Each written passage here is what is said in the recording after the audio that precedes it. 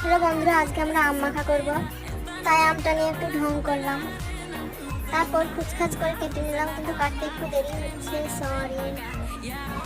তারপর হঠাৎ করে বুম করে একবারে খোসা ছড়ানো হয়ে গেল। তারপরে কেটে নিচ্ছি, কাটতে কাটতে পুরো বেগুন হয়ে গেছে। তারপর একটু কুড়ে নিই, কুড়তে গিয়ে হাতে ব্যথা পেয়েছি। তারপর ওটা হাত থেকে নামিয়ে নিই। খুব সুন্দর, বাহ বাহ। মরিচটা দেখাই বোঝা যাচ্ছে অনেক ঝাল হবে। মরিচটা খুচমুচ খুচমুচ করে ভেঙে নিলাম, তারপর একটু ঝালের গুঁড়ো দিয়ে তেঁতুলটা মাখিয়ে নিচ্ছি। তেঁতুলটা একটু দোকানের কেনা, তাই জন্য এরকম রং হয়েছে, নাহলে ভালো হতো। আমার মনেই ছিল না, আমি চিনি দিতে ভুলে গেছি। তারপরে লেবুর পাতাটা দিয়ে একটু খুচকাচ করে খেউমড়ি মুড়ি করে ছাই ছুঁই করে একবারে খুচখাচ খুচখাচ খুচখাচ খুচখাচ খুচখাচ করে, তারপর পাকাত পাকাত করে আঙুল ছং করে মাখিয়ে নিলাম। মাখানোর পরে গুয়ের মতো কালার হয়েছিল। সেই আনন্দে একটু গান গেয়ে নিচ্ছি।